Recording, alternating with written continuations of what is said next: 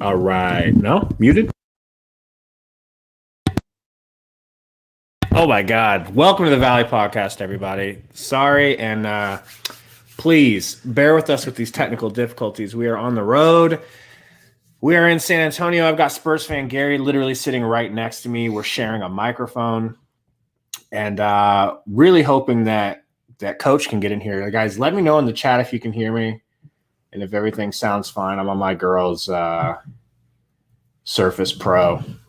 So not as good as my fancy computer back home. I'm gonna wait and just kind of check out the chat here and see what people are saying.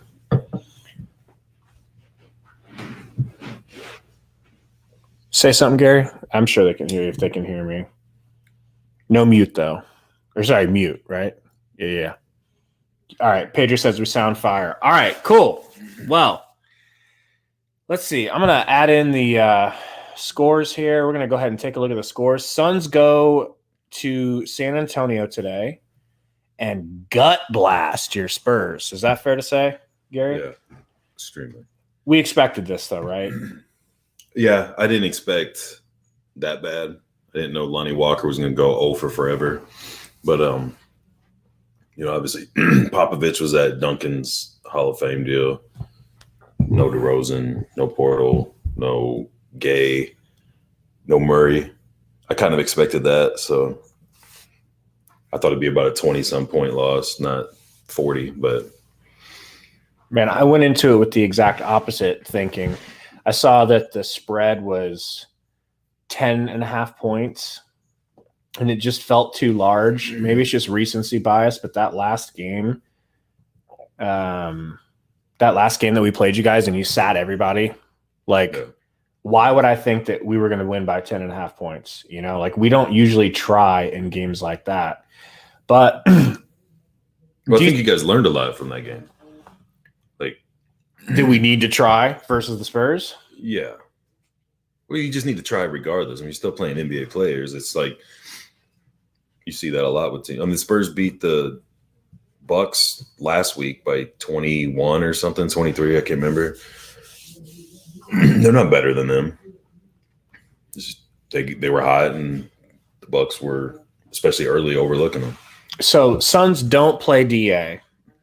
I was thinking for sure if they're not playing DA, it just feels like, I don't know, man. I can't tell if they think they're going to win better without DA because we really did win big tonight. We don't usually win that big with DA, but we don't normally win that big, period. What did you think of not having DA out there and having Saric, of all things, at the 5? Well, like I said, when was it? Thursday night? Yeah. After that game when you guys first had him? That's why I'm surprised when you guys are surprised after games how poor he does, or it shows a lot when you guys are so excited when he has a big game of oh, here we go. It's no, that is he's like a role player that you guys have starting because he's your best 5. Right. So you got to quit looking at him like he's going to at some point be comparable to Booker. Who, Jokic? No. Or are you talking Ayton? Okay, sorry. I thought you were talking Saric. No. I thought you were talking about how we talk about how Saric is like a poor man's Jokic, but you're talking about Ayton. Dude, I'm there with you. I'm talking about why I'm not surprised that you guys actually played better when he's out. Okay. Because he's not that good. He's inconsistent. He's good, and he can have little breakout games here and there. But I don't think you're ever going to get the consistency at the level that you guys have. Even when you said, "Oh, trade him or do whatever else," but then he'll give you those glimpses and get you a little excited into, okay, maybe he's going to be the first overall pick. I just don't see that happening. So I'm surprised at the reaction from you guys a lot of time. To me, you're fine if he's out. You're better in ways. The ball moves better without him. Pedro says that I'm sleeping on Saric. He played defense. And Bubble Saric balled out. You're right. Bubble Saric did ball out. He was so good. And then he was pretty good this year when he came back. And then it dropped off to, okay, well, maybe he's inconsistent. And now I'm to the point where I feel like he's just absolute trash, not deserving. Exactly what Romp said. And Romp's, of course, a Sixers fan. He said there's going to be times when Saric looks like he doesn't belong on an NBA roster. Dude, like I felt that for his first. I mean, you and Corey were sitting there just laughing at him, like talking about how the Suns or Spurs fans are going to be buying Dario jerseys at some point because he's helping them so hard. But he hit his 7 free throws, Pedro. So I'll give him that. He was clutch with his free throws. But I don't know. I mean, Frank didn't have a better game than him statistically, but I still would rather Frank get the start. Like, why is Saric starting over Frank when Frank's an actual 7-footer and Saric can't jump over a phone book? Like, it just doesn't make sense. And Eubanks ate him up. Yeah, he ate him up just on effort. He's not that great either. I mean, he's all right. But I don't know, man. I feel like, not deliberately to change the subject, the biggest concern for you guys going in the playoffs is Booker, in my opinion. Talk to me about Booker. You were kind of hinting to me that you feel like his game is changing and you're not as into his game anymore as you were before. Yeah. I feel like he was getting to a point where he needed to make another step or two to be an elite player. And he verted back to like I think in the game I used the Jason Tatum comparison. Yeah. And you look at the stats, 3 for 8 from the 3-point line. And how many of those he gets the ball, the defender's rushing over at a bad angle where he could easily pump fake and go, or just go and get to the rim. He's really your only guy that tries to get to the rim. And he's content jacking up, threes early in the shot clock or backing up to half court so that he can try and put some dribble moves and get a guy backing up to the 3-point line and then jack something up. And it's like, once in a while those hit. So it's like, oh, I keep doing that. It's like, how many wasted possessions you have? It didn't matter tonight, obviously. Yeah. You get into a series, like that game you had the other night with the Blazers, there's a good chance you guys are going to match up with them. That's not the Booker. If I'm a Suns fan, that is not the dude I want showing up in a 7-game series. Versus Dame, right? I mean, we handled the Blazers all year, though. I mean, we beat them 3 times. We beat them last time with no Ayton.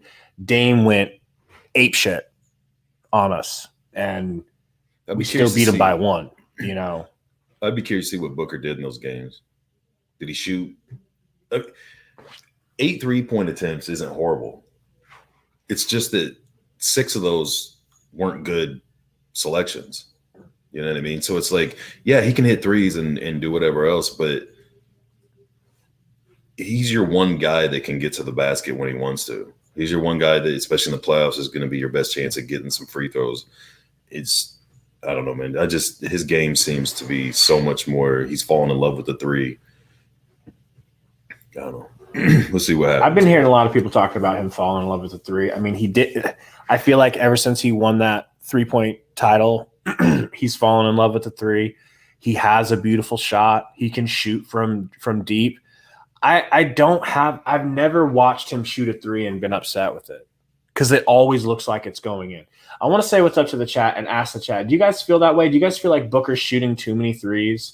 Do you feel like he needs to settle for more stuff inside and go inside more? I mean, 3 for 8's not great, but I just always expect him to do better than that. And I guess I just haven't gotten used to maybe the reality that he's not as good of a 3-point shooter this year. And that's fine. I think it's more than the threes themselves. It's, I don't know, man. Like what I was saying during the game is his style seems to have changed. If you're getting threes, especially if you're hot, then yeah, take threes. He has room. It's not like he's forcing a lot. He just doesn't look like he's looking for the same type of play or plays that he had before. Now, the second half, when you guys were on the other end, and he come down, passed it, and the ball started swinging around. I told you, I said, dude, if that ball gets back to Booker, it's going up. And it did immediately. He's not going to keep moving. He's not going to drive. Hand in the face. He's going to catch and shoot. Yeah. And that's exactly what he did. And it's just he's got that sort of free reign, though, bro. I mean, you understand that, right? I understand that. But, I mean, when you have a player that's multidimensional like he is, he's making himself a 1 or 2-dimensional type player. He's going to dribble in and take like not necessarily a fadeaway, but like a pull-up gliding to the side type of shot halfway through. or he's going to act like he's going to drive and then he's going to get to the 3-point line, backing up, or he's going to back up to half court and go up to the 3-point line. Like, he's taken so much away from himself that to me, it just seems like it's because he's in love with the three. Yeah. Did you ever see Kobe doing that stuff? I'm not saying Kobe did or not. I'm genuinely asking. Kobe would do that for a while and then go to the rim for a while and then be a facilitator for a while. And his defense is better. And he'd post up more, way more. He would fly around the court, getting loose balls and rebounds and everything else more than Book did. Burner, man, you're not late to the party, bro. The party doesn't start until Burner gets here. Let me shout the chat out. So we got a Burner account. What's good, bro? Iverson Vlogs, the Silky Smooth, Metal Mike. See, Charles, what's up, bro? Appreciate you watching the streams earlier. Pedro, Humble Rumble, what's up, bro? No, I did not heckle DA. I'm really worried about DA, man. I didn't even think he was injured. I didn't see him get injured. The only injury I've seen with Ayton the entire year was when he hurt his shoulder, but he played through that the rest of the game and he didn't miss any time. They didn't even list him as injured. So I thought it was really weird that no one knew he was injured during the last game that he played. A whole day goes by, still not in the injury report, I believe. And then day of the game, they're like, oh, yeah, he's hurt. Like, it really felt like they were just holding him out against the Blazers because we wanted to lose. But then Monty plays CP3 nearly the whole game and gets the win. That was confusing. But what do you guys think's going on with DA? Like, do you think he's really hurt? Do you think this is just rest? Do you have to rest DA? Like, what is the point of resting DA, do you think? What would the point of that be? To make the ball move better on offense. That hurts. That was mean. It doesn't hurt, though. I mean, if you realize before the playoffs, oh, shit, we were a really good team all year and we're better with him on the bench or with his minutes limited. Like, I'm not saying he's garbage, but I'm saying the offense seems to flow more. You're getting better looks from Campaign and Bridges are getting, better open looks around the side. The ball just keeps moving. When he gets it, he's looking to move it, but he holds it. He's like, am I going to try to do some post thing? Might kick it back out. That does not sound like the same Ayton that I see.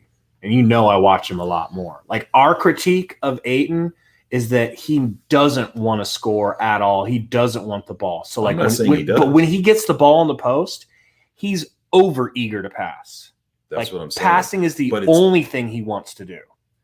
It's that he can't make up his mind. Instead of the ball going boom, boom, boom, boom, shot, it goes boom, boom, Ayton, pass, then shot. Or enough time has gone by in the shot clock that now Chris Paul's going to drive to the free throw line and do a pull-up, or Booker's going to jack up a three from the corner. We finished shouting out. We got Matthew in here, Pedro. I think I might have already said that. Iverson Vlogs. King, what's up, man? Uriel Hernandez, J.O. Reese, what's up, man? But yeah, dude, I don't know. Ayton is. Do you think Ayton gets traded next year or in the offseason?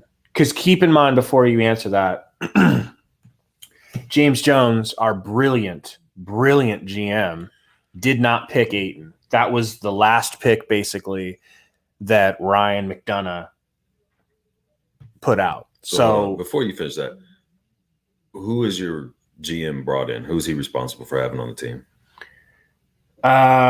So he drafted Cam Johnson. Everybody laughed at him. He brought in CP3. He brought in Jay Crowder. I know you're not a fan of Jay Crowder. He got rid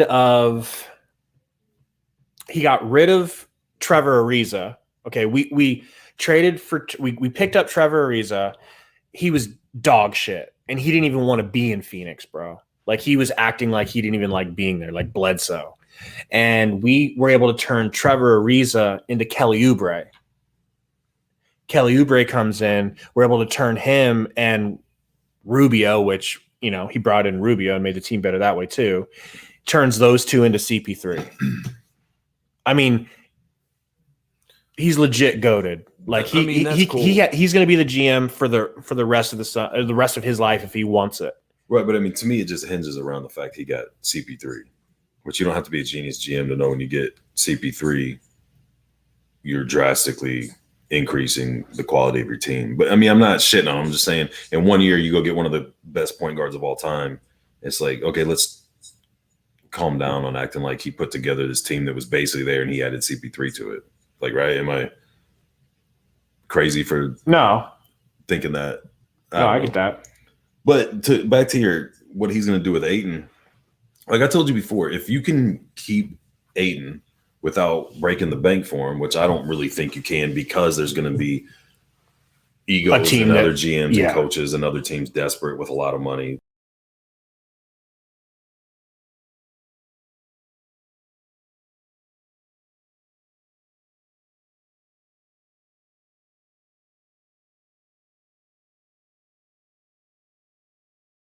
It's not like he's garbage. He's just not living up to that first overall pick that you guys are still kind of holding him to, in my opinion.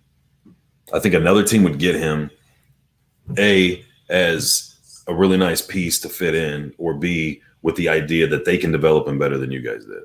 Whether they can or not, I don't know. I mean, who knows? But I just think those are the mindsets of why you would lose him.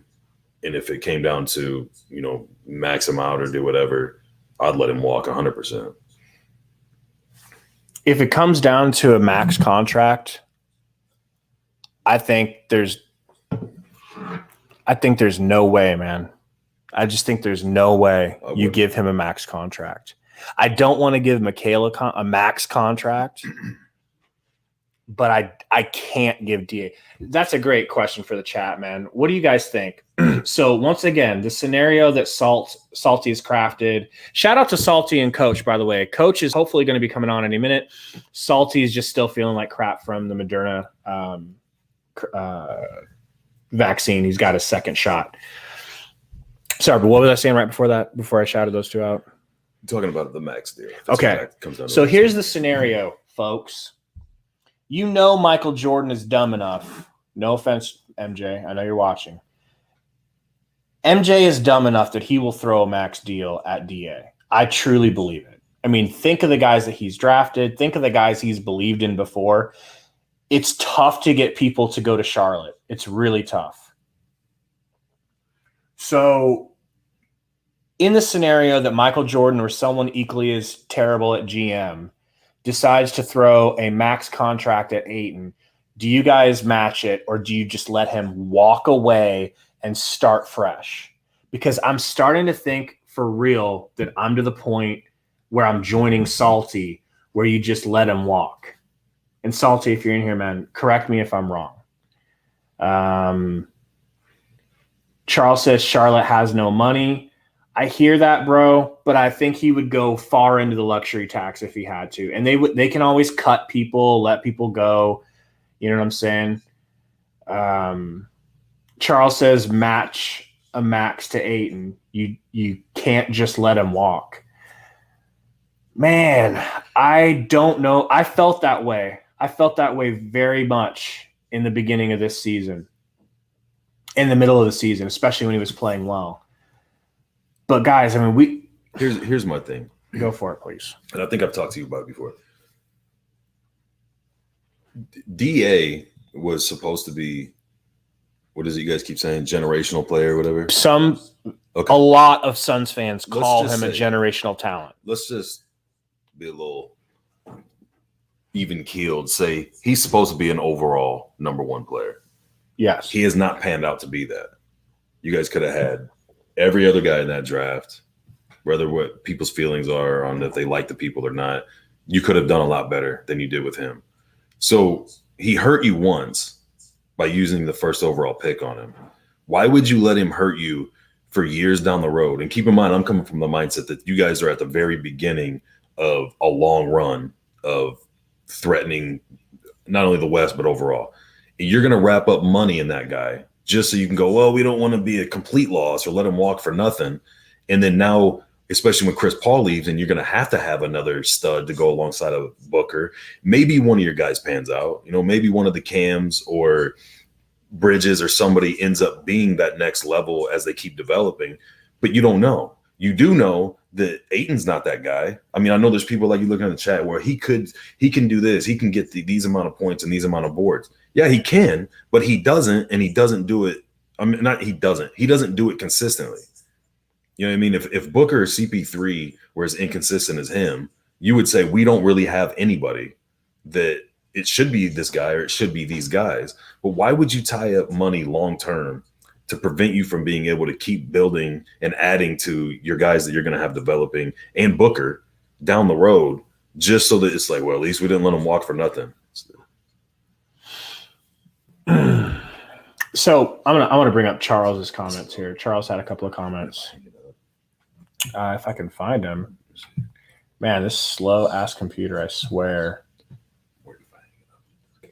Back up here to comments. Okay, so Charles has a couple of arguments. One argument is bad. One argument I can kind of understand. So he says you could always trade Ayton in a year after a max contract. See, but Charles, what happens when you give him all that money and he still is underperforming? What team is going to want to trade us anything? Like, does it work like that? Can you be like, hey, we signed this guy to a max. He was the number 1 overall pick. Guess what? He's kind of a bust. We sit him and we play better. So what'll you give us for him? Like, no, they don't give you anything. They just wait until you have to release him or right? Yeah, I mean, outside looking in though, man, I'm not trying to constantly get away from the DA talk. I just feel like you could plug in a lot of other players and spend as much time. There's just so much emotional attachment, in my opinion, from Suns fans because he was the overall number 1 pick. You know what I mean? You guys don't have a problem going, Sarge got to go. And then he has a good game. Okay, maybe he's come around. Maybe we're getting bubble Sarge back or whatever. And you get that with when Bridges has had his woes. And I mean, keep in mind, you got a lot of young guys that are going to go through that as they're developing and turning into hopefully, pillars for the franchise that you go get other guys to build around. But I mean, the DA like conundrum or the back and forth of like he's going to be a Hall of Famer to he's garbage and has to go. I don't think either one of those are right. I think it's closer to he's not good than it is he's a Hall of Famer, but I'm not saying he can never amount to anything. I'm just saying the way the contract's set up, the way time's running out on you guys, and the way he's going to be viewed outside of the Suns organization, I would not spend the money that I think it's going to take to keep him. I wouldn't either. And affect the entire franchise for the next 7 years when you've got these guys starting to get into their prime. I mean, is Booker in his prime yet? Probably not. He's 24 years old. Right. So, I mean, you think if Booker gets better, especially if he gets back to being multi-dimensional and not – are we going to drive and do a quick little pull-up, or are we going to back up to the half-court line and jack up a 3? When you start getting that, you start getting these other young guys to develop and come up.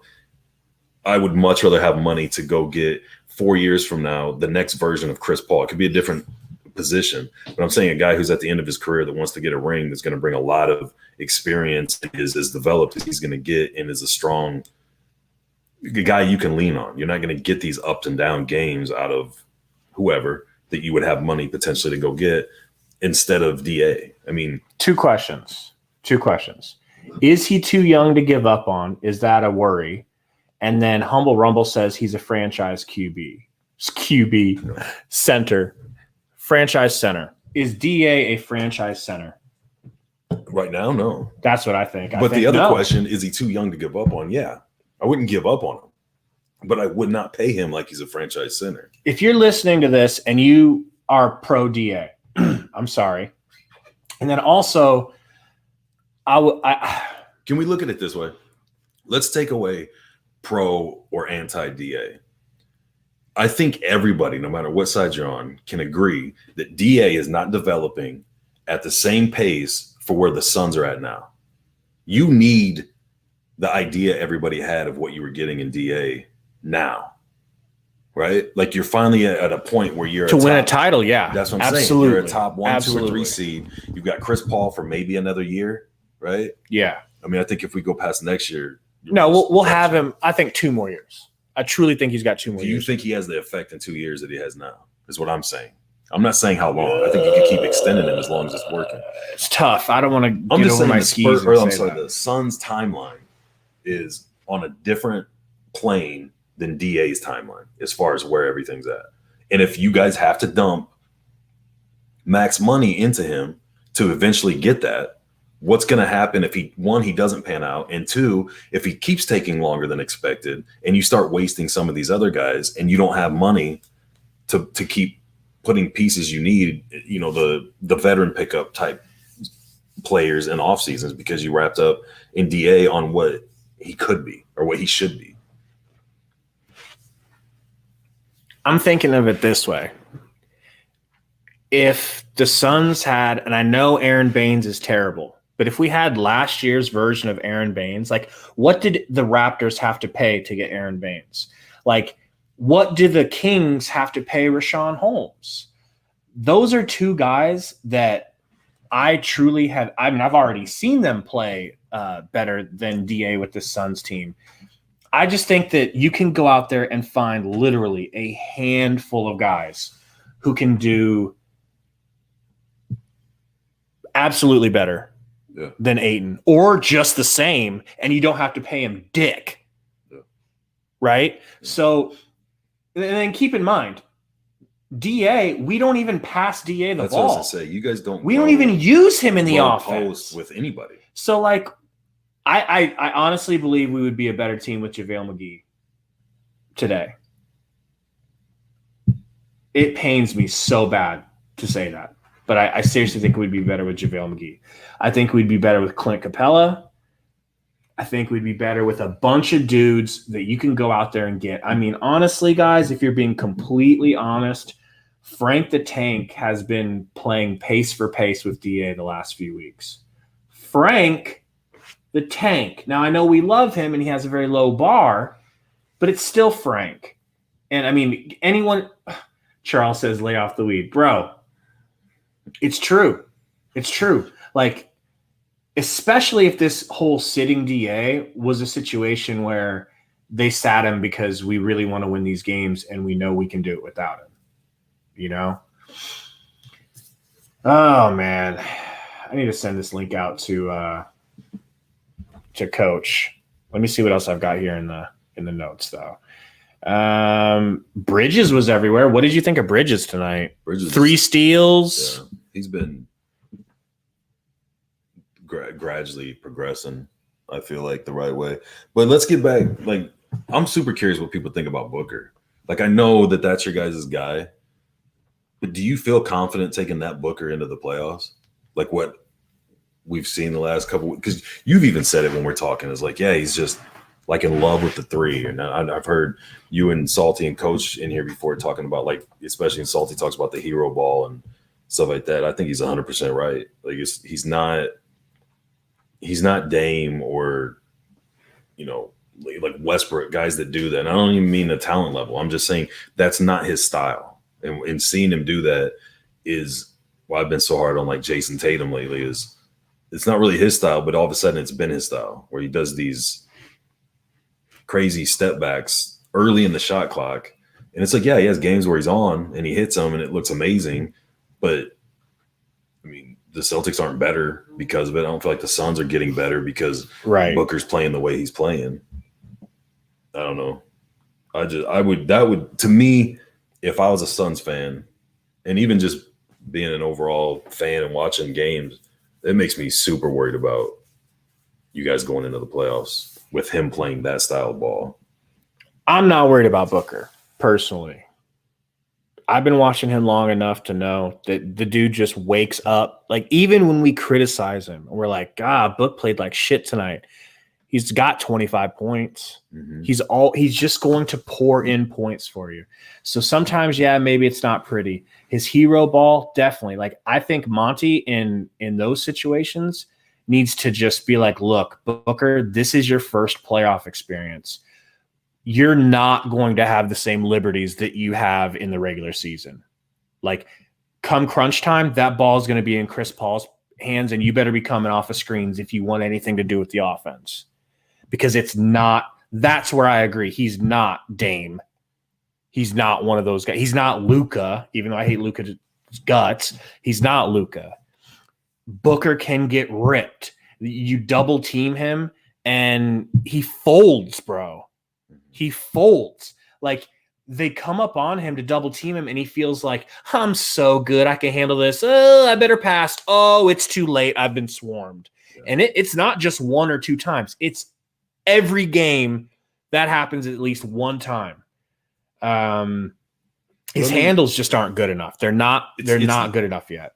Having a guy that rolls out of bed and gets you even 30, like, to that point, that's great. But when you go to the playoffs, nobody gives a damn what your stat line is if you lose.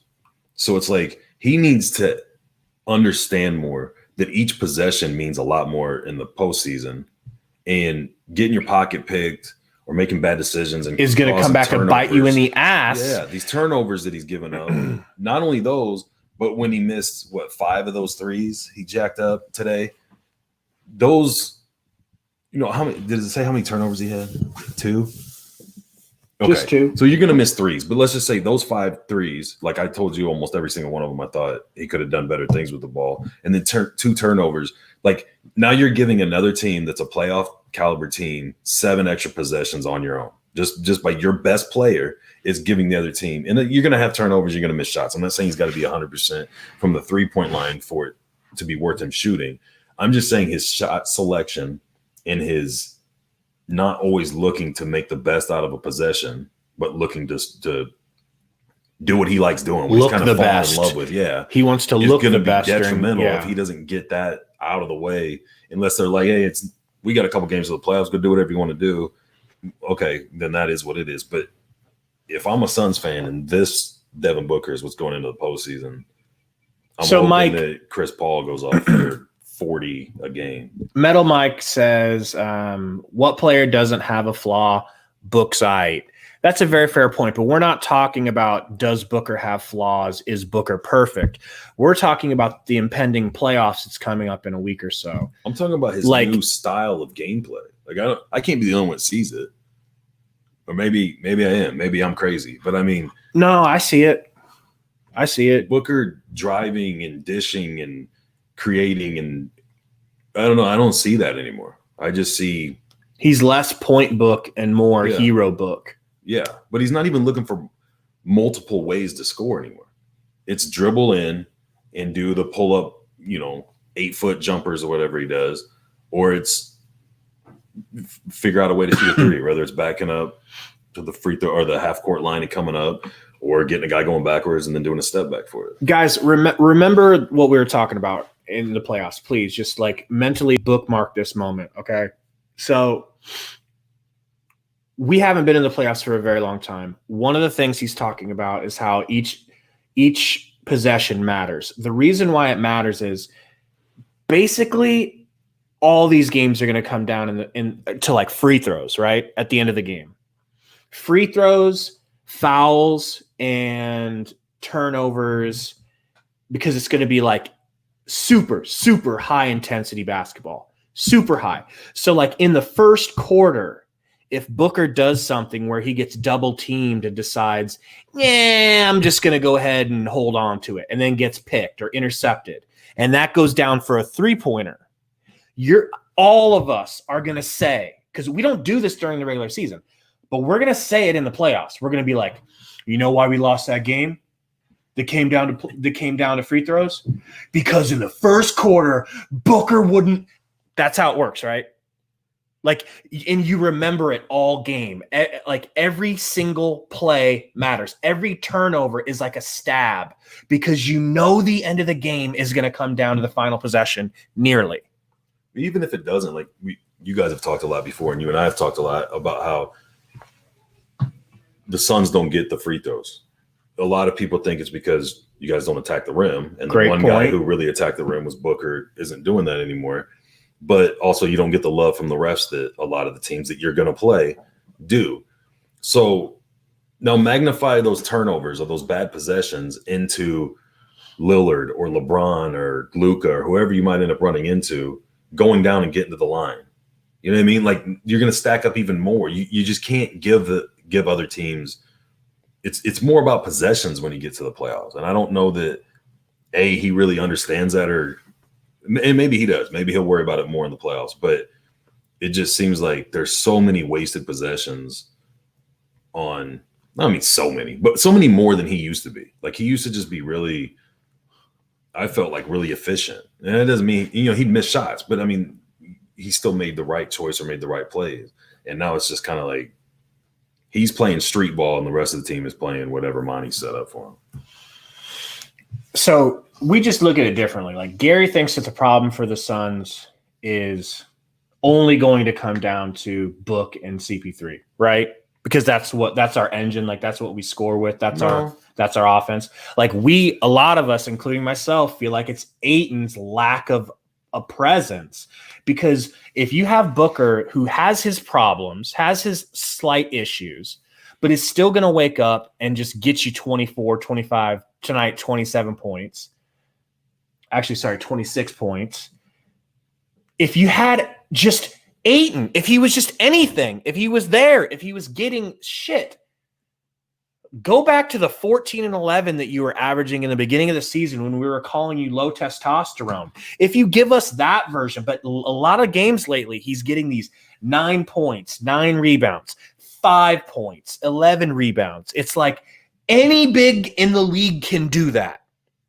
Anyone can do that in the league if they're close to 7 feet. Yeah, that's what I was going to say.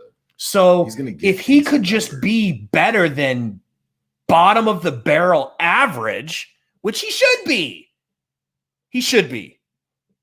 And we've seen it. It's not that just he should be. Like Dragon Bender, we thought should be good, but he never showed it. He never had good games.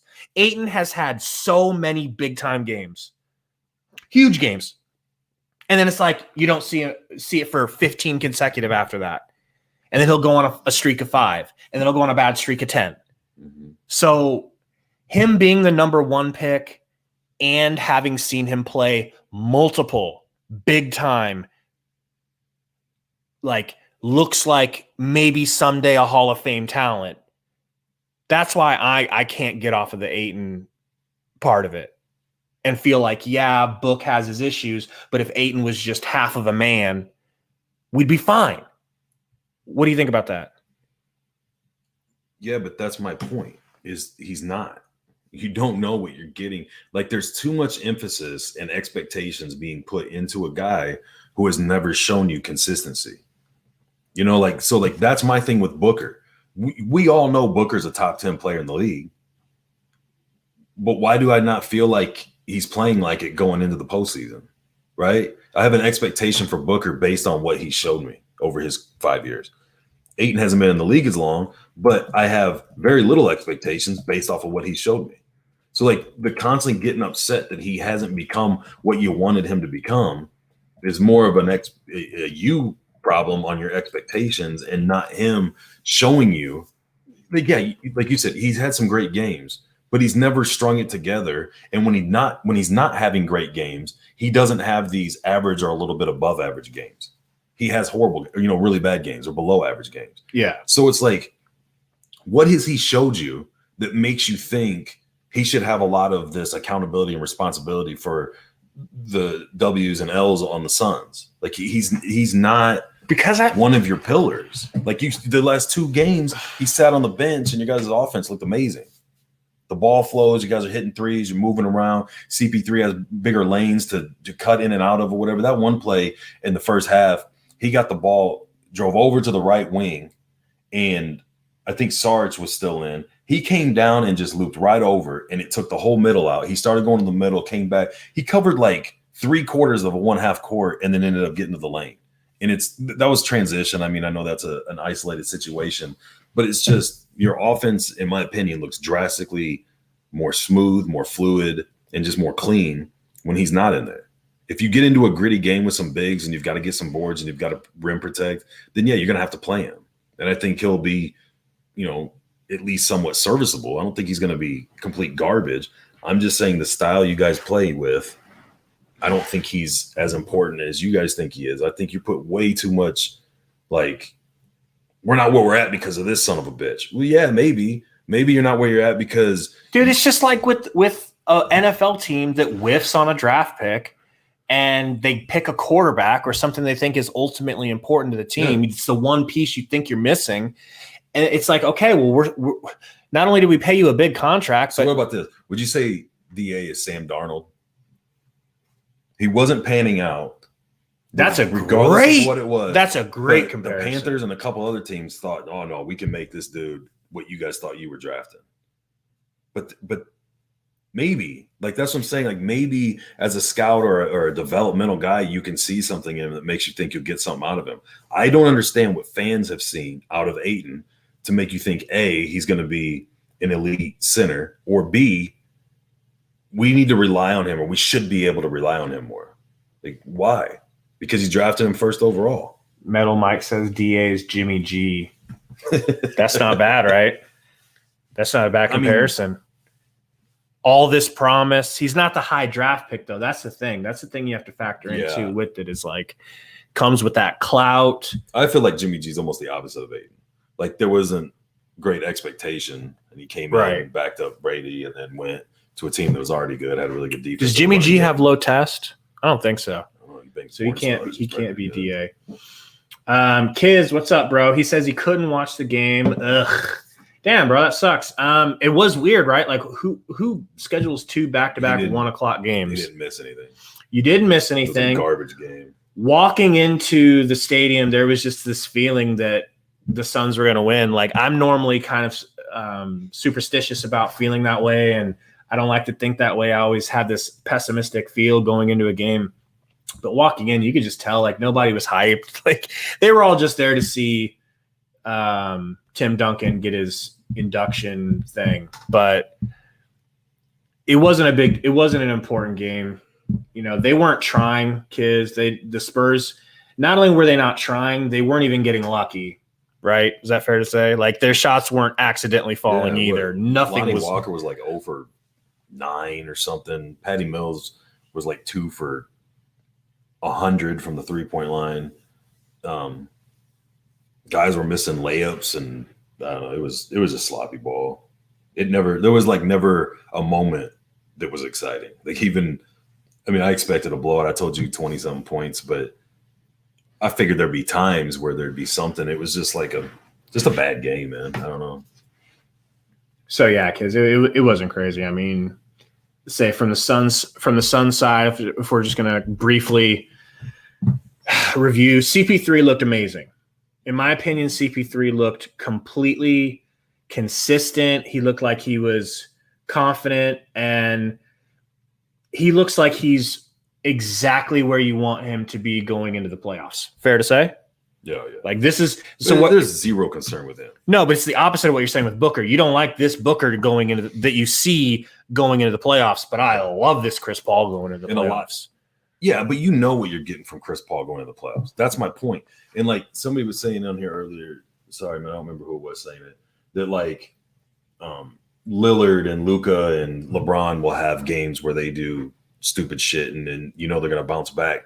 I don't know that about Booker. I've never seen him play a playoff game. I've never seen him get into a battle in a series. I mean, granted, Luka's only been, once, twice, whatever.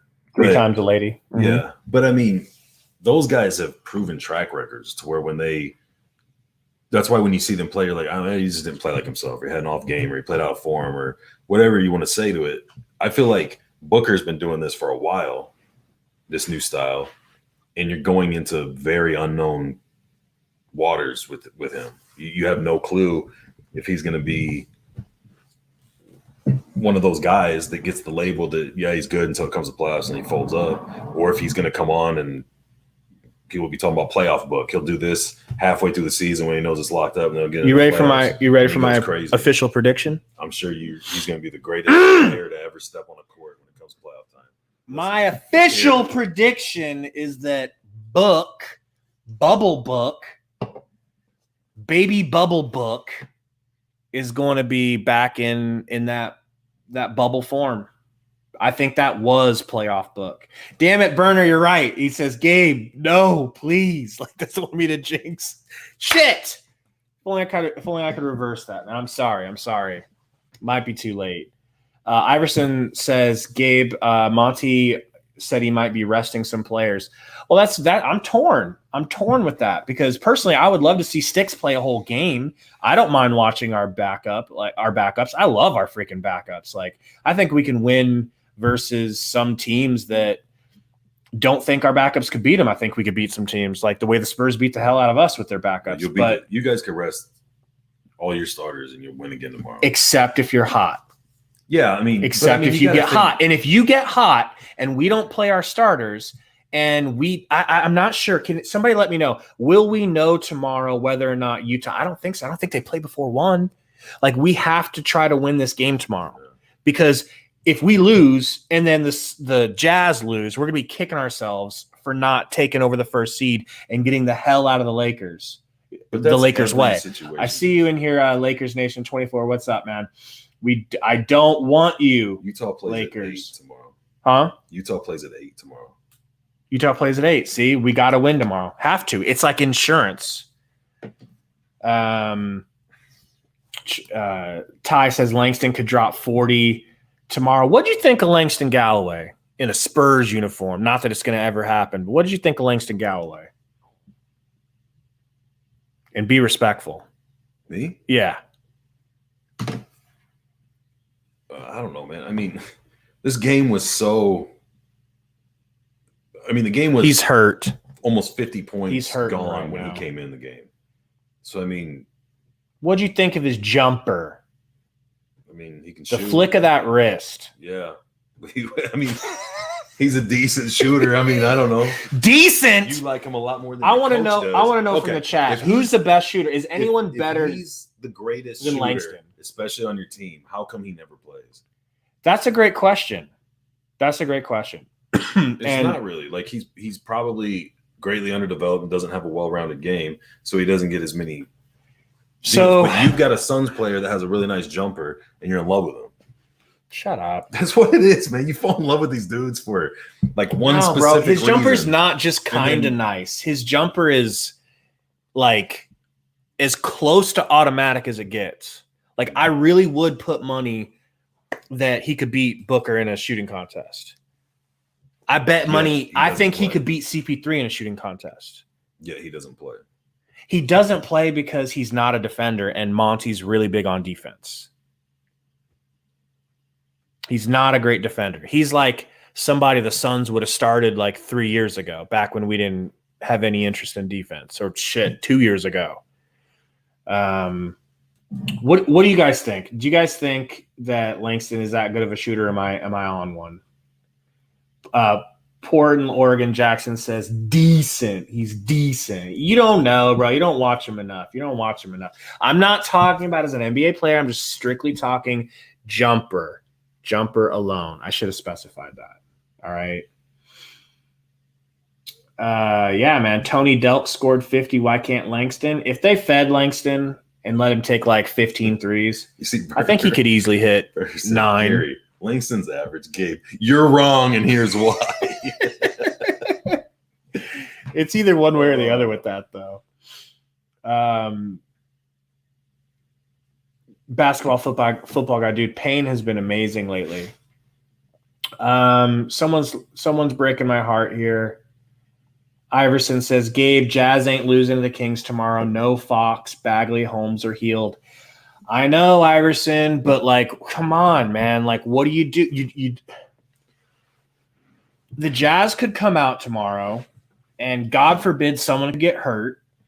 God forbid, no, not God forbid. They could just be ice cold. They could just play terrible, and the Kings players could just be hitting. That happens. Like, that's what I think was the reason why we lost to the Spurs that first time we played them. Like, they didn't have anybody, but they couldn't miss. And they started taking it to the rack, and we didn't care. Like, do you think the Jazz are really going to care that much tomorrow, especially if they don't start everyone? Basketball and football guy says Payne has a better jumper than Langston Galloway. Get out of this chat room. That's an obvious troll. I do love Payne's jumper. I do, but not better than Langston. No way. He's not a better shooter than Chris Paul. Who? Langston. Like, that's silly as shit for you to say. You haven't seen him shoot enough. I know, because he doesn't play. That's what I'm trying to tell you. I'm not saying it's a long shot. You keep saying he is. Why is he? I didn't say player. I said shooter. Shooter. He's undersized. He's like 6'4" at the 2 guard, and he's not a great defender. That's why he doesn't play. There's tons of guys on your team that don't play good defense, that are just one-dimensional, and they play more than that. Like who? Don't say Booker. No, Booker don't play any defense. Don't say Booker. You could put up 20 on Booker. He'd hand you 3 turnovers. Don't. He's really been working on his defense this year. He plays defense this year. Right. He gets a lot of steals this year. He cares. He's not the old Booker on defense. He's not. I wouldn't expect you to have seen that because you don't. I mean, you're right. You're 100% right. I'm shocked he isn't on the all-defense team, to be honest. Shouldn't be on the all-defensive team. All I'm saying is he went from an absolute liability to somebody who's bordering adequate. Is that fair, chat? Booker's. Well, all you have to do is stay awake to be an adequate defender in the NBA. Nobody plays defense. Even the guys now that are like, oh, these guys are lockdown defenders. And I mean, would they be? So I'm gonna play defense. I'm gonna switch this to the standings if I can here. This computer sucks, man. No lie. And I want to read this. So Burner says, what about Urkel today? Can we talk about Urkel? Hold on, I gotta go look at this. Dude, Gary was going in on Sticks, like really trying to embarrass me in front of the other Spurs fans in the stands. When Sticks came in, I was super excited because he got the whole fourth quarter to play. And, he's not ready, okay? I'll give you he's not ready. But what else do you even know about Sticks other than what you saw today? Nothing, because I don't see him play. All I can do, man, so from my perspective of watching basketball, is watch the games. Like I don't go over every team's websites and check on their fan favorite players. I get building players and doing whatever else. Like I watch a lot of games. He was the number 10 pick. Any type of news stuff that comes through, I get it. But I watch a lot of Suns games, and today was the most I think I've ever seen him play. So, and what'd you think of that putback, though? I mean, the lane was about as open as this hotel room is, and he was trotting down after a jumper bounced off the rim so he could dunk it back in. Like, would Ayton have done that?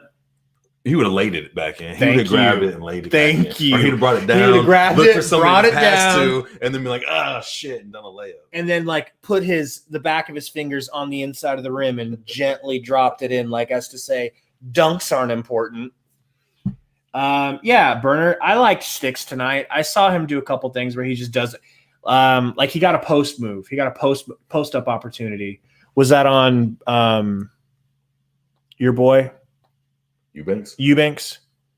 I think that was on Eubanks. He posts up Eubanks, and let's just be honest, it was an ugly post move. It was weak. When he went up, it looked like he didn't know where he was underneath the basket exactly. Something that happens with rust. You're so amped up. The angle that he took to lay it up off the backboard wasn't good. He just looked like a young player that didn't have any touch around the rim. And I don't think that sticks. I've seen him with good touch around the rim. So I think he's just super, super rusty. And I'm just going to keep treating him with kid gloves. Is that okay if I keep treating Sticks with kid gloves? I mean, you're going to. I am going to. You've got your 6'8" guys that don't play but are apparently Hall of Famers just sitting there waiting. So he'd be one of them. So Romp is in here. What's going on, Romp? Thanks for showing up, man. Showing some support as usual. He says, how have you guys played without Ayton? Haven't caught the last 2 games. You have. You tell us how we play without Ayton one more time. I know you already explained it. Better. Why? Because he sucks, man. He's trying. No. The ball moves better, man. You guys' offense is geared more around the guard, the wing plays. You move the ball better without him. because even when you have other bigs in, they can move in and out quicker. They keep the ball going when it comes to them. The ball stops while he looks for somebody to pass to or is indecisive and then kicks it out, usually, if there isn't a layup to be made where it should be a dunk. I don't know, man. I don't feel like you miss as much. I think he's a better defender and rebounder than your other, so-called bigs. But I don't think it and he's actually pretty big. Yeah. But I just don't think that it outweighs how much better the offense flows without him. It's sad, dude. It's really sad. Like it's really bad. So I'm just my new like I don't want to fully give up on DA, right? Like it's a slippery slope because as soon as we start bullying him, he shows up. So maybe that's what we need to do. Maybe I do need to go ahead and say this. But man, I'm feeling like I'm ready to do what my Chicago Bears did with Trubisky, which is wash your hands of him at the end of the season and send him to Buffalo, where they don't even have an NBA. No, just kidding. But send him far away and start fresh. Now, unfortunately, we're not going to be able to trade up as far as the Bears did, but maybe we could trade up and find a new big. Maybe we could find a, move up and get somebody who's just adequate, or use the money that we were going to use on Ayton, right? And pay some of that, half of that, to somebody competent. Somebody like Rashawn Holmes. You guys shout out, like, who else would you guys rather have? If say we move on from Ayton, even if you don't want to do that, who do you guys think would be better, in all honesty? But I don't feel like you need to replace Ayton with a big. That's kind of my point, what I'm saying. We got to have a big. Well, according to you, Sticks is the next, like, Akeem mixed with Shaq mixed with. Let's act like I was being realistic, and I'm not saying that Sticks is, okay? Well, I'm saying if you can develop him, if you can get by with guys like Kaminsky and Dario, like maybe, and I'm not even saying them, maybe you interchange them for other guys that are like that, but you get like a lockdown wing defender, or you get a real like lethal, consistently lethal 3-point shooter, or a guy who's really good at actually getting to the basket, drawing fouls. Like, so just another wing or guard. Just another position that would help. Okay, I'm strictly using this as an example, but say you were able to get DeRozan next year.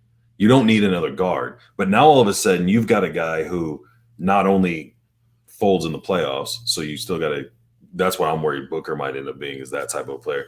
But, I mean, you got a guy who can score inside, will get to the line regularly, and has zero problem in that type of offense that you guys run, keeping the ball moving, but can score from any of those spots. He doesn't have to be at the 3-point line. He's not only a drive, but he'll drive and go to the line a lot, and he'll hit all those inside shots while you're still doing your thing. Like, I don't think you need a big, A, in the way the NBA is now, but 2, the way you guys run your offense.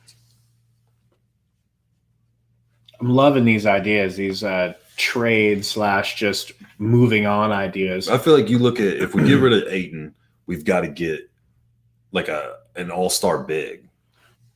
Like, I don't think you need to do that.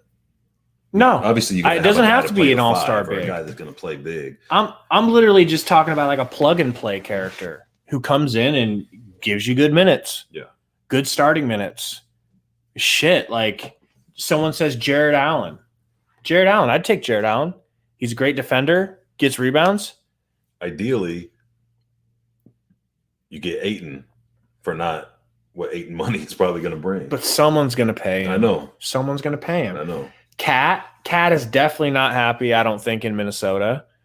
I don't care that he's not a great defender. I think you put in a big who actually goes and gets buckets for this team and can create his own buckets. I think it would change the face of the franchise.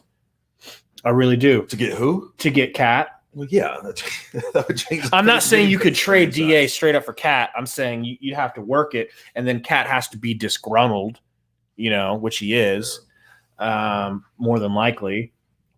Rashawn Holmes, Iverson says, Nerlens Noel,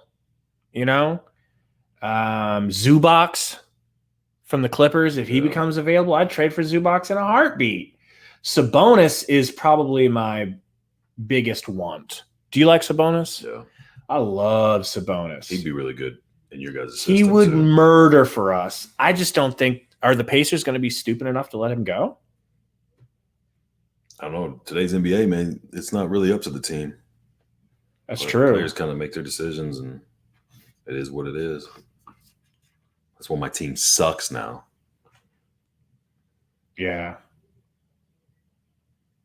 Romp says he believes in Sticks, but he doesn't fit the timeline. What do you mean, Romp? I mean, I think he's saying like what I'm saying with DA.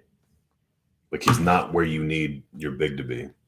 Like the potential, maybe people think that DA will reach his potential or Sticks will meet his potential or do whatever else, but they haven't, and the Spurs are needing people, or the Suns are needing people that are there. You know what I mean? At the point they're at where you're competing for essentially a championship.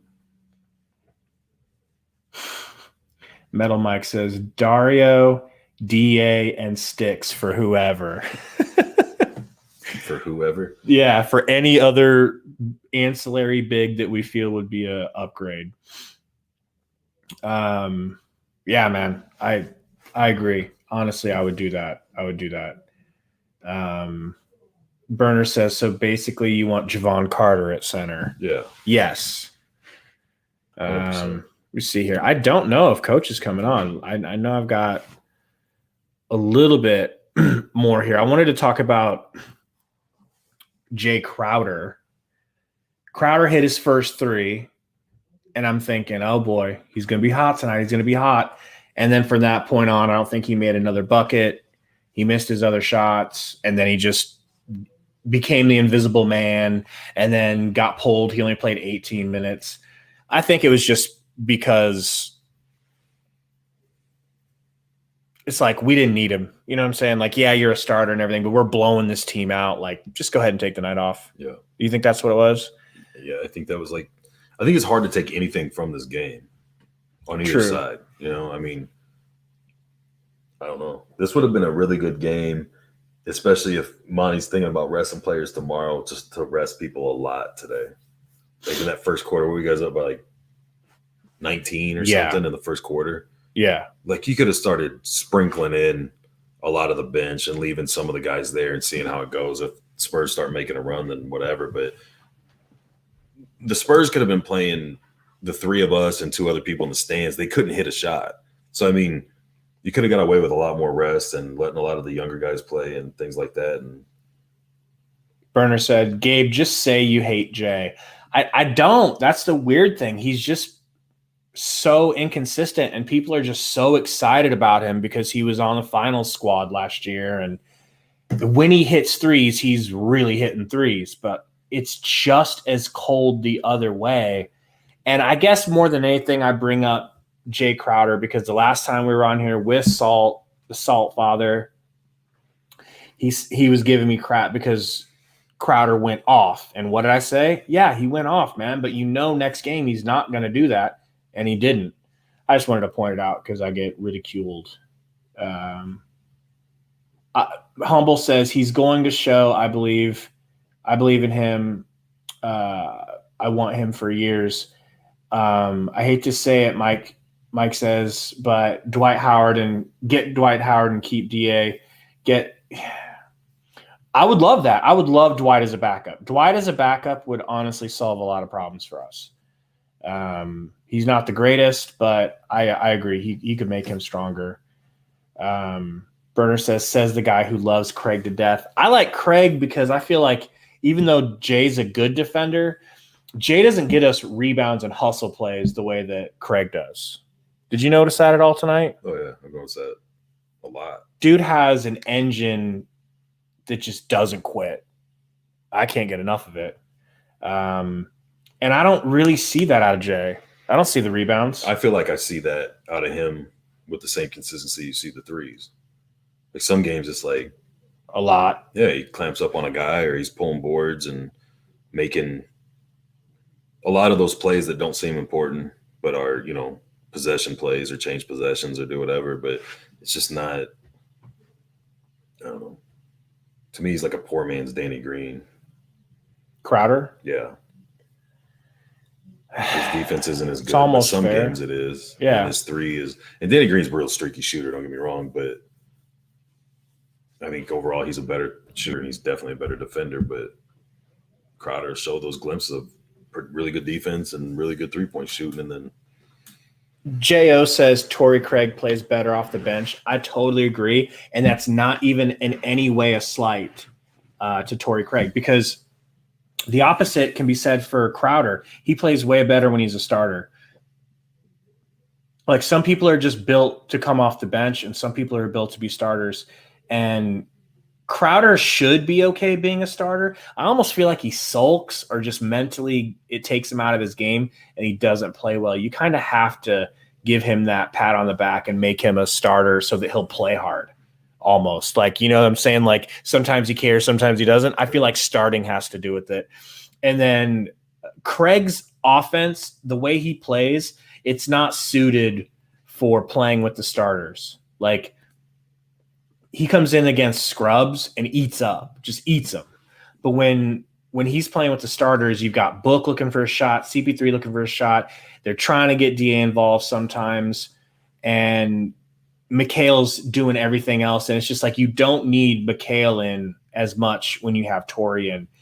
You don't need Torrey in when you already have Mikhail in. They're just like, maybe that's a good comparison. Torrey's like a poor man's Mikhail, but more reboundery. No? I don't know. He just seems more physical to me. He is more physical. But I think in the playoffs, you might get a lot of situations where it's nice having those two together on the court. Romp says, Gabe, would you be more disappointed if Torrey Craig left or if DA left? Be honest. What would you, if you were a Suns fan, who would you be more upset about leaving? I don't know, man. I mean, who would you keep if it was a Spurs decision and you had to walk away from one? Well, I mean, all things considered, DA, because I'm not going to pay that much money. And it's not a question if I have to pay that much money to Craig.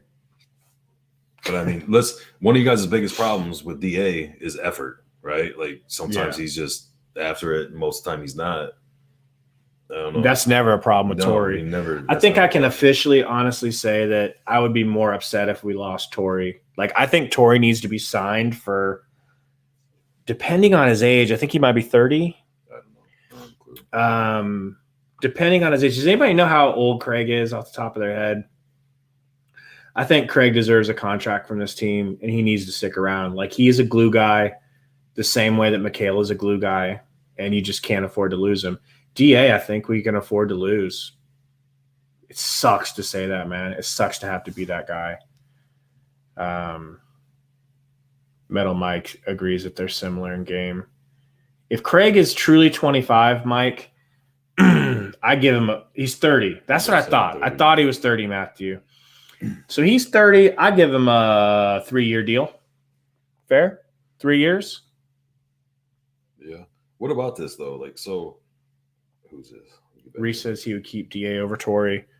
Humble Rumble. Yeah. Says he was tearing up the first 4 months, slowed down recently. Hope he's back 100% soon.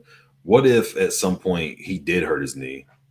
He's been playing hurt for however long, and they didn't say anything. And now it's like, all right, man, we're going to rest him up and hopefully get him 100% now that we've got it locked up. Is that a possibility? Or if that's the case, then I will eat an entire crow on air. But if that's, well, no, because I'm just saying, they're not telling you. They're not saying it. So it's not like you're going, I don't give a shit if he's hurt. But I'm saying a big guy with a knee injury, that would definitely put a damper on his development, especially you're young. You're trying to, I don't think there's a question of how good he could be. It's why isn't he progressing towards that is my question. That could be a reason why. Maybe it's not a mental thing or I'm saying if he's injured and that's the reason why he's been playing this way, I will give him a pass. I'll go back to putting the kid gloves on that I use for sticks and then some. I hope that's what it is. I don't want him to be hurt, but I would love for that to be the legitimate excuse for why he's been playing so scared lately. You should have seen him against Drummond, man. You should have seen him against Drummond. Did you watch that game at all? Yeah, but terrified of him. If you're gonna play devil's advocate, though, see, Tay, he's not throwing up 15 and 11. He's not throwing up 15 and 11. Like he might be averaging that, but that's because he has several games. It's not like a consistent 15 and 11. Tay, if it was 15 and 11 on average, like a true average where it felt like it, like every game you could pretty much count him in for 15 and 11, I would have so many Ayton jerseys I'd be broke. I love that's Marcin Gortat, right? That's a very efficient center that you can win with. But no, we don't get that, Tay. We don't get that. What we get is 27 and 10. 25 and 12, and then 5 and 9, 4 and 8, 4 and 11, 9 and 9, 8 and 9, 21 and 14, 22 and 10, 7 and 7, 5 and 5, 4 and 9, 3, sometimes almost no points. Like there's zero consistency. So I understand that it equals out to 15-11, and that sounds gravy, but you already know it's not 15, it's 14. You round it up, it's 14 something and 11, okay? But we'll say it's 15-11. It's not a true 15-11, bro. It's like it just comes out to that because he has monster games and the rest of them are garbage. And to the point where I feel like there's so much emotion tied to him from Suns fans. If you spent a first overall draft pick to get a 15 and 11 guy, you could have got that in free agency for a lot cheaper and had Luka or Trae Young or somebody. Tay says you don't run any plays for him and expect him to put up 20 on 4 shots. Nah, Tay, I don't know how I know they don't run plays for him. I agree. However, when they do give the ball to Ayton, his first thing he wants to do is get rid of it. If he even thinks someone is going to double team him, he's immediately kicking it out. How many times have you seen Chris Paul pass him the ball? He passes it straight back, and Chris Paul whips it at him with anger and gives him a look like, you bitch, I gave you the ball. You have a smaller person on you. Go to work. No, I better not. His instinct is to pass. Like, okay, here's another thing, Tay. And Tay, we're actually on the same side with Crowder. I've literally said Crowder is too shot happy. Like he needs to pull his shots back and give some of those to DA. So I agree. But here's another reason why he doesn't score, Tay. Because when he gets those offensive rebounds, he never, and I mean never, takes the ball, pounds it. He never drop steps and tries to go back up. He gets a lot of offensive rebounds that are clutch, but every time he gets it, turns and is desperate to find CP3 or desperate to give it to Booker or desperate to get rid of it. Why can't he take an offensive rebound and put it on the ground and go into somebody and go back up? You know who does that? Embiid all the time. You know who does that on our team? Saric. When Saric gets the ball on an offensive rebound, he's doing 4 or 5 pump fakes trying to get somebody to fall for something so he can go back up with it. DA never wants to score. The only time he wants to score is if he's left open for a mid-range, and I mean left open. If he's guarded, he's not taking it. And if he gets an alley-oop. I know, Tay, he had 26 and 15 2 games ago. I know. It was wonderful. But look at the 5 games before and look at the game since. Look at the 10 games before. It's way too spotty, bro. I'm sorry for getting on this damn rant. I apologize, man. It's a love-hate thing with Ayton, and I just want to be clear. I think a lot of it has to do with the offense. Yes. Because like what I'm saying, where the ball kind of stops moving is that hesitancy he has is it hurts both. It hurts your guys' offense and it hurts him. If he was a better, like, quick decision maker and a little bit more aggressive, he would eat when he gets a lot of those balls down low.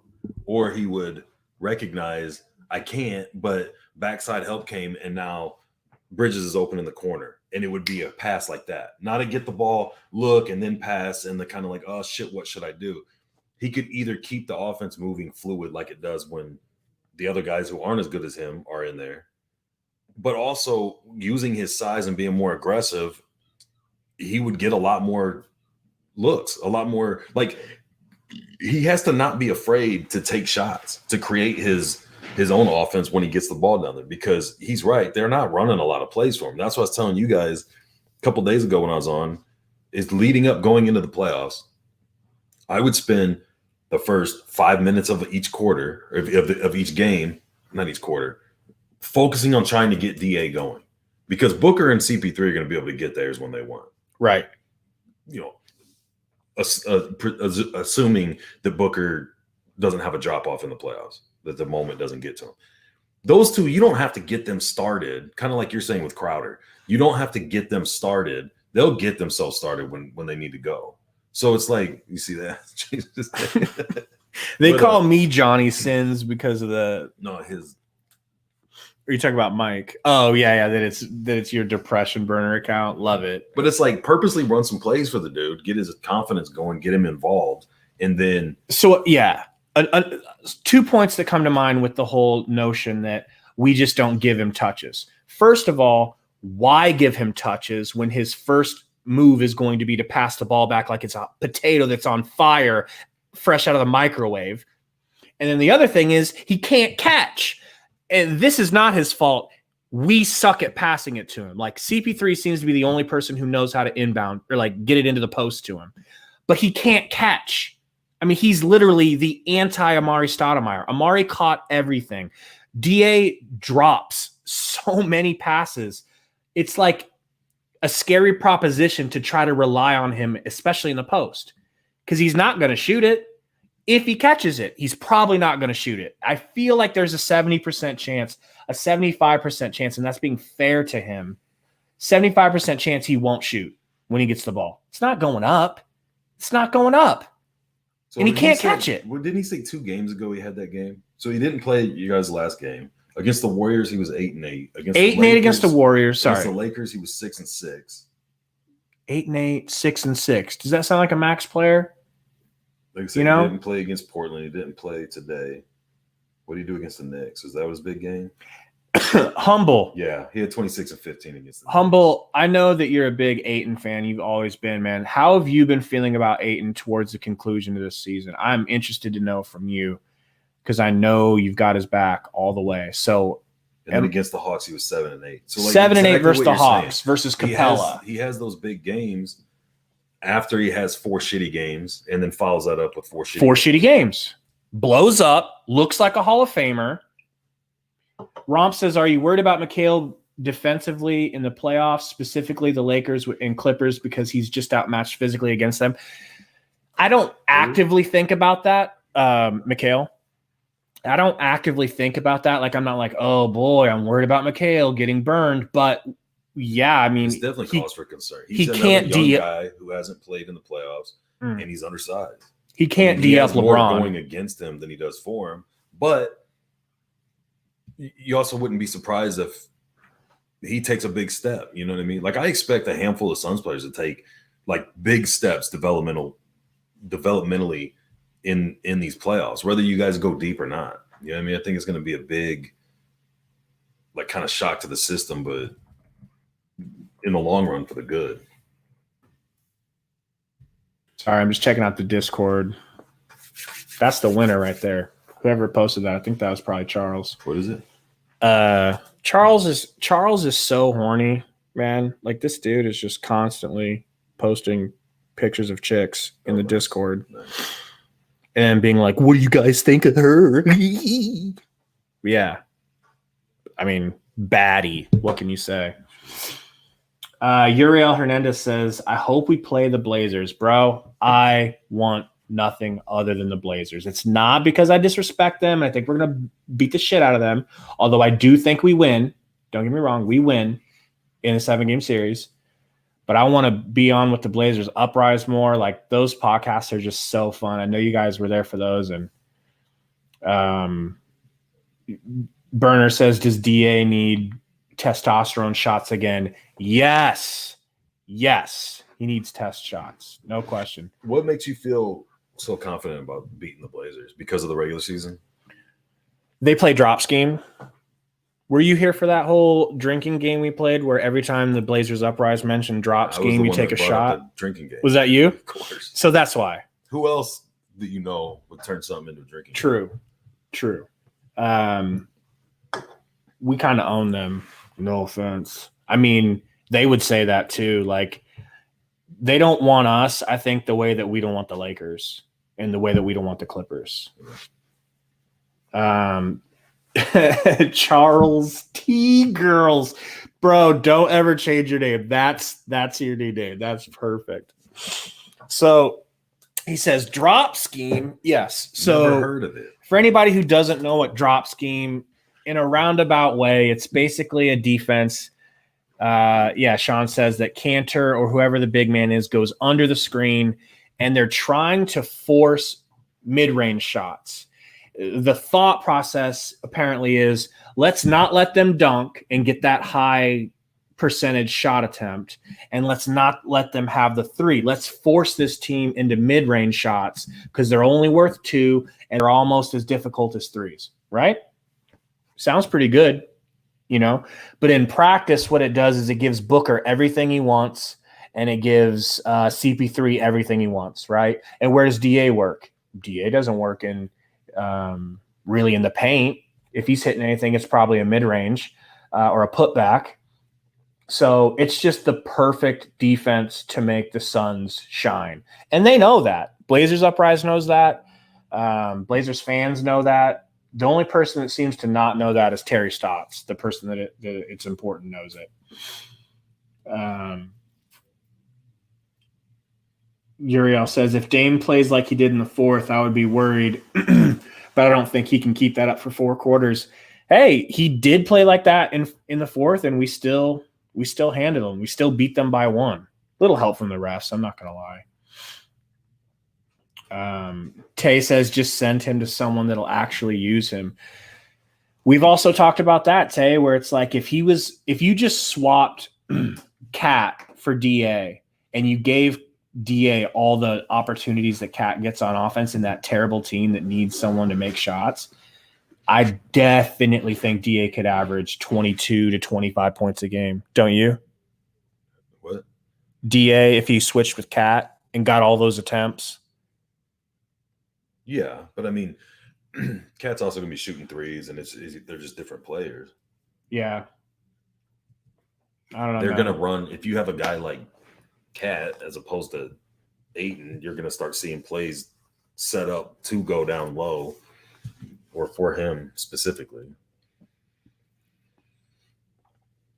Romp says, yeah, but DA at a number 1 ain't getting your team anywhere. Well, it's not getting the T-Wolves anywhere. I almost said T-Girls. It's not getting the Minnesota T-Girls anywhere, having him as a 1. I agree with that right now, but like you and I talked a while back, and I said, I think DA is better if you do rely on him as the number 1, just because you take away the mental aspect of it.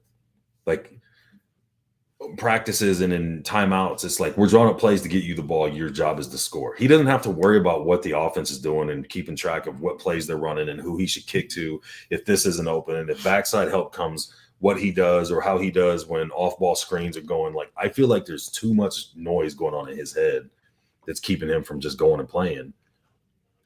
But I agree. I mean, like, yeah, right now, if you put him on somebody's team and said that's your number 1, good luck. But I mean, I think over time, when you're purposely trying to get the guy going and you take out, it's like a young quarterback, like to go back to that analogy. You don't have 6 reads on your rookie quarterback. You know what I mean? You've got like 3 and one of them's a dump off to a tight end or a running back. Like you make it very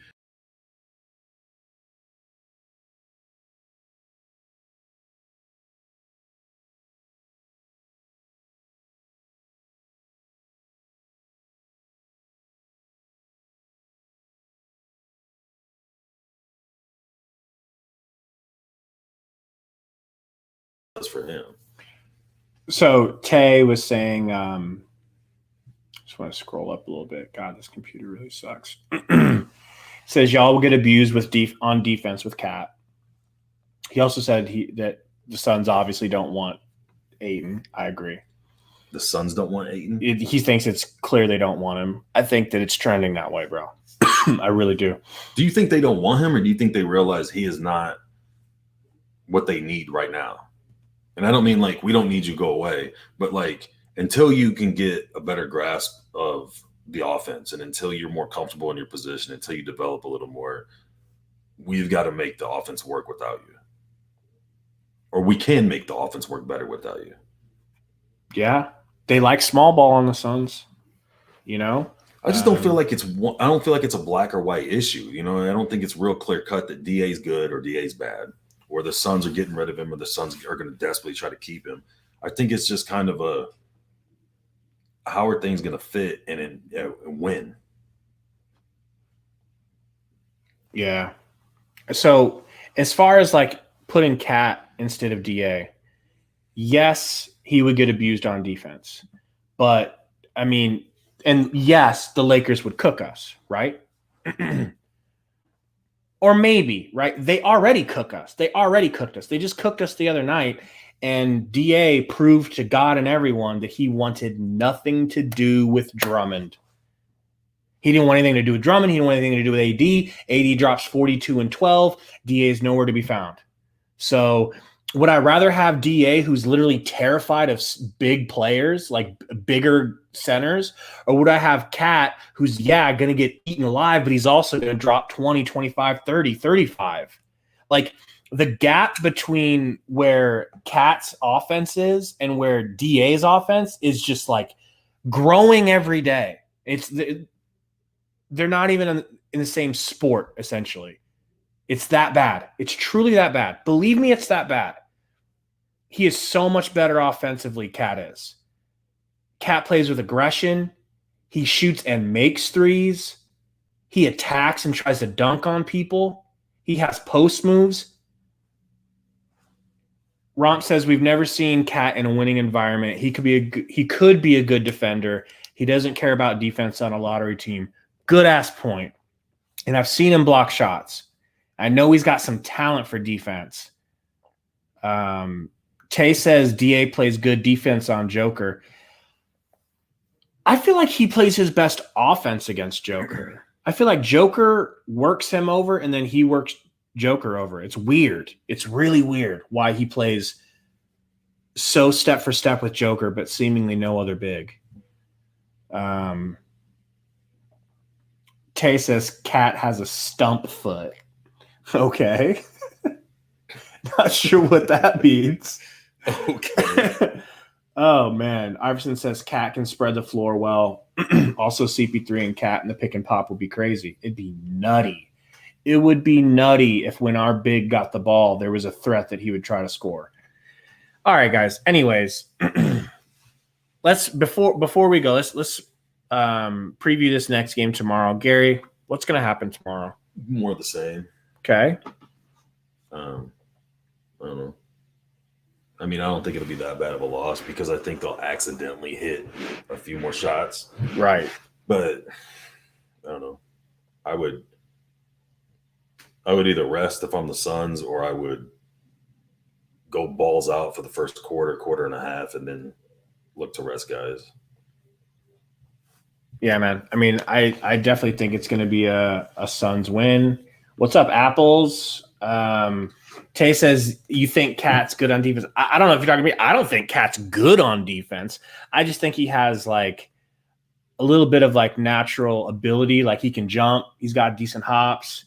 It's not like he has a shrimpy wingspan. And Romp makes a great point, man. If you put him on a team where Cat is soft. I agree. He's soft. We've all seen the meme and the pictures of him getting like a finger on him. He's like, like you're right. But dude, I don't know anyone softer than Ayton.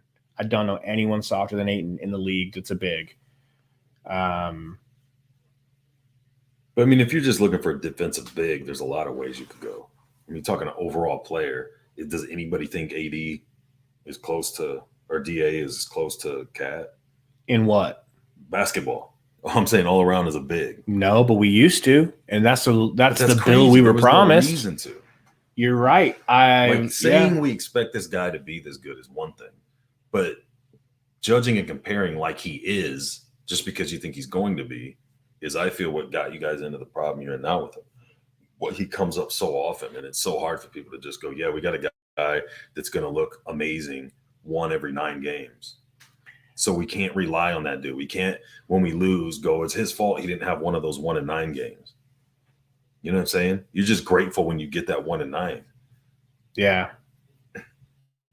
Well, it's funny that he didn't even play today.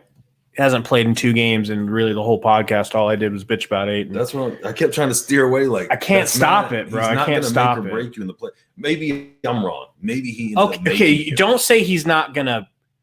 Don't say he's not gonna break us. Yeah. He's not gonna break us, but he could make us. That's what I'm saying. Yeah. Hopefully that happens. He could make us. He could make us champions if he woke up and said, "I'm gonna play like I do when I give a damn every game." So you think it's just a mental not a mental deficit, a motor, a will? You think it's a lack of will?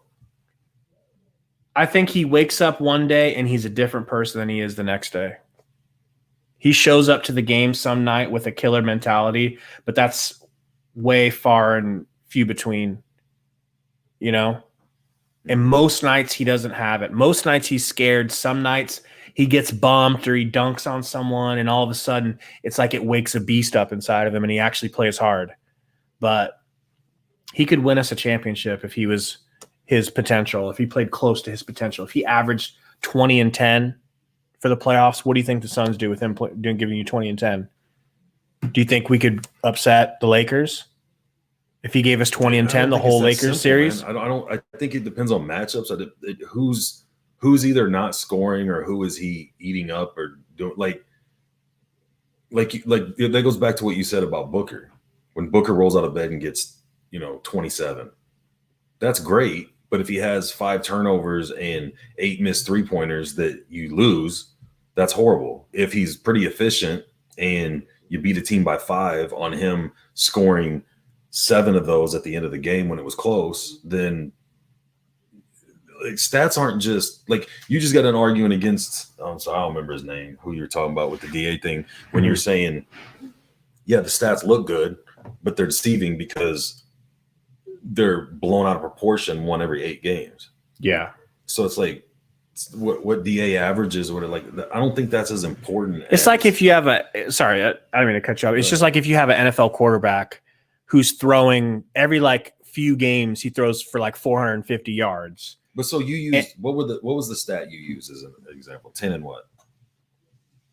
Like a good stat? Well, you said if Ayton averaged 20 and 10. Or 20 and 10. Yeah. Let's say 18 and 10. 17 and 10. Yeah, that's going to be better than as long as you're getting that regularly. But yeah, I mean, that's what I'm saying. If he gave us that regularly, of course, how far do you think we could go in the playoffs? It just depends on. I mean, I would say far, because you're not getting that out of it. Sure as hell farther, and that's the fear, is that we're not going to go far in the playoffs. But that's what I mean. It's not like you guys got to the 1 seed because he was doing that, and all of a sudden he's not showing up. You drop to a 2 seed, and it's like, oh, we're not looking good going into the playoffs. DA has been consistently inconsistent all year, but when you guys lose, there's this huge emphasis that he didn't do what he does once every 8 games. It's like, yeah, no, but he will do that at some point, and then you won't really notice it on a win. It'd be like, oh, you had a great game and we won. Yeah, but you win when he does 8 and 8 and 6 and 6. So I'm just saying he's not a critical element to your guys' team. I know a lot of people disagree with that because they like him so much, but he's not playing and you're winning. He plays like shit and you win, and then he has some good games sometimes and you win. Like if Chris Paul or Booker were as inconsistent as him, or disappeared, or sat the last 2 games, you're not winning. You're not going to have the same record you have. Right. So it's like, from an outsider, I'm like, dude, stop acting like he's the third guy. He's the third name. He's the third name people bring up. But I mean, But McHale's the third guy. would you rather have? Let's say you can only get one back for the playoffs. Would you rather have Cam Johnson or Ayton? Boo. It's not even close. Chat, who would you rather have It's in the not playoffs even if close. you had to give Anybody one? that says DA or Ayton Cam? needs to be banned. Yeah. It is not even close. Yeah. I think I'd rather have Cam.